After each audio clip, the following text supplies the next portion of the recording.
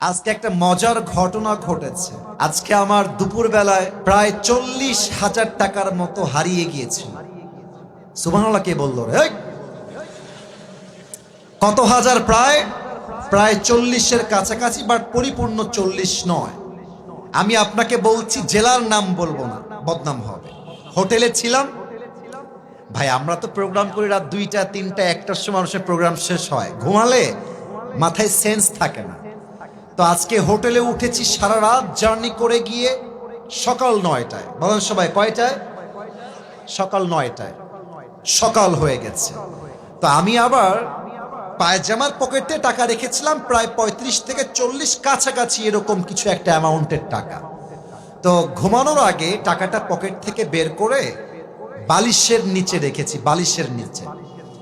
তো ঘুম থেকে উঠেছি, জোহরের নামাজ পড়েছি, বের হয়ে গিয়েছি বাহিরে দুপুরের লাঞ্চ করার জন্য। কিন্তু টাকা যে বালিশের নিচে ছিল আমি ভুলেই গেছি। হোটেলে খেতে গেছি, বিল দেওয়ার জন্য বলেছে, বিল হয়েছে 600 থেকে 700 টাকা। পকেটে হাত দিয়েছি, দেখছি টাকা নাই। মাথা তো আমার ঘুরে গেছে, কিরে টাকা আমি রাখলাম কোথায়? হঠাৎ করে মাথায় আসছে, আরে টাকা তো আমি হোটেলের বালিশের নিচে রেখে এসেছি। সঙ্গে সঙ্গে কোনো কথা ছাড়াই গাড়ি ঘুরিয়ে হোটেলে আসলাম। এসে খুব বিনয়ের সাথে ম্যানেজার সাহেব বললাম, স্যার আমি আবরারুল আসিফ হুজুর, আপনি আমাকে চেনেন।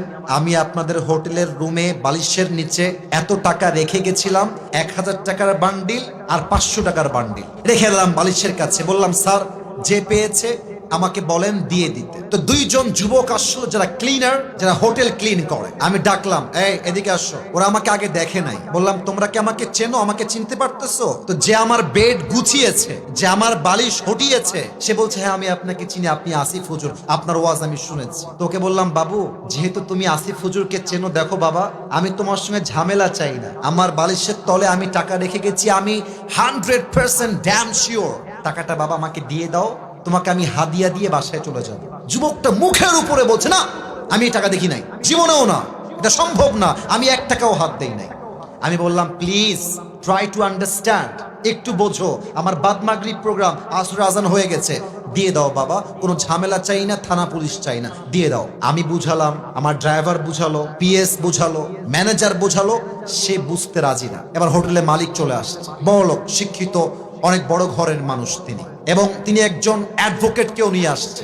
সিসিটিভি ক্যামেরা ওপেন করা হলো, কে গেছে হুজুরের রুমে আর কে বের হয়েছে। তা আমি, প্রমাণ কোথায়? আমাকে বলতেছে, বিনয়ের সাথেই বলছে যে, স্যার আপনি যে টাকা রেখেছেন এখানে 40,000 টাকা, তার প্রমাণ কি আপনি আমাকে বলেন। আমি তো ঝগড়া চাই না, আমি সবসময় সমাধান চাই। তা আমি বললাম, একটু ক্যামেরাটা আগা পিছা করেন, সিসিটিভি ফুটেজটা সব চেক করা হলো। হোটেলের মালিক বললেন, হুজুর টাকাটা হয়তো বা আপনার স্টাফরা নিয়েছে, কারণ তারাও আপনার রুমে প্রবেশ করেছিল। আমি বললাম, দেখেন আমার স্টাফরা, they have been working with me just for 4 years, প্রায় 4 বছর যাবত আমার সঙ্গে তারা আছে, আমার 1 পয়সা তারা হাত দেয়নি আজ অব্দি, ওরা নিতে পারে না, প্লিজ একটু সমাধানে আসেন। না, উনি মানতে রাজি না, উনি বললেন এটা হতে পারে না, আমরা সরি। লাস্টে যখন ফিরে আসবো, টাকার আশাই বাদ দিয়ে দিয়েছি। অ্যাডভোকেট তাকে আবার বলছে, এই ছেলে টাকা নিয়েছো, থাকলে দিয়ে দাও, কোনো মারামারি হবে না, দিয়ে দাও, আসিফ তোমাকে ছেড়ে বাসায় যাবে। ও বলছে, না আমি টাকা নেই নাই। আমিও টাকার আশা বাদ দিলাম, যে থাক ওইটা বাদ, ওটা পাওয়া যাবে না।